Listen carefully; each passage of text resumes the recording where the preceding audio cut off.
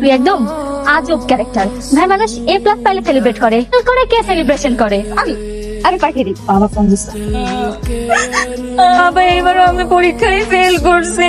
এবারও ফেল করেছিস? আমার ভাগ্যটাই খারাপ। তুই বাসায় আমি দেখছি। ওকে ঠিক আছে বাবা। আঙ্কেল আজকে ঈশিতার রেজাল্ট বের হয়েছে। ঠিক নেন আঙ্কেল, মিষ্টি মুখ করুন। তোমার মিষ্টি তুমি খাও।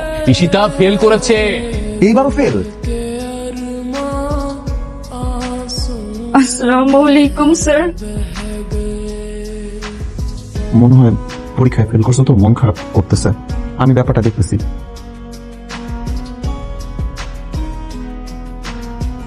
আঙ্কেল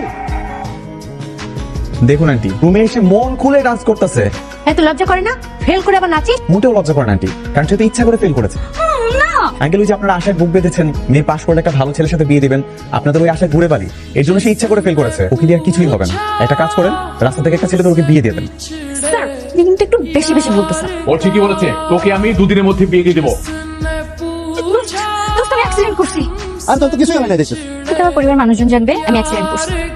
বুঝে গেছি। তো এই অবস্থা কেমন করে হলো? অ্যাক্সিডেন্ট করছি। আপনার মেয়ের চোখ কি টেরা? হ্যাঁ, আমি ছোটবেলা থেকেই টেরা। আচ্ছা আঙ্কেল আমি একটু বলি, আমি তো আসলে এই পরিবারের কেউ না, বাইরের একজন সদস্য। ওর কিছুই হয়নি, ওর চোখ হাত পা সবকিছু ঠিকঠাক আছে। ওই বিয়ে করবে না বলে বাহানা দিচ্ছে। যদি মেয়েকে পছন্দ হয় তাহলে আপনার বিয়ের জন্য ভাবতে পারেন। হ্যাঁ, তাহলে আর দেরি করে লাভ কি? আগামীকালে বিয়ের ব্যবস্থা করে ফেলি, কি বলেন?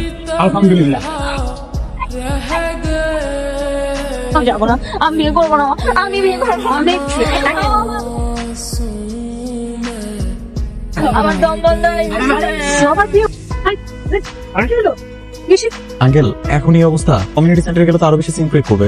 বেটার হয় আমরা বাসায় ফিরে যাই। আপনি বিয়েটা না করে দেন। আজকে থেকে তুমি আমার মেয়ের সাথে প্রেম করবা। এটা কেমন করে সম্ভব? আচ্ছা ঠিক আছে আঙ্কেল, আপনারা যদি এত করে বলতেছেন আমি না একটা চেষ্টা করেই দেখি। এই তো হয়েই গেল, দেখি। স্যার বলেন না আজকে কোন টপিক পড়বো?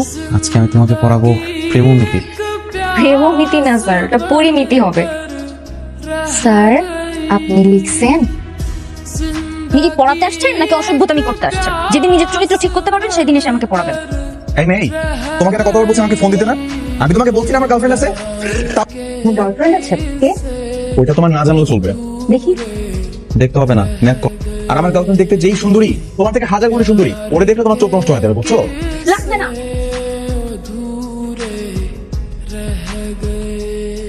আমি যে একটা মানুষ আসছি, আপনি আমাকে নোটিসই করছেন না। বলেন তো কেমন লাগছে আমাকে সুন্দরভাবে দেখে বলাম। লাগছে মোটামুটি, তবে আমার গার্লফ্রেন্ডের শাড়ি পরলে এর থেকে আরো 1000 গুণে বেশি সুন্দর লাগে।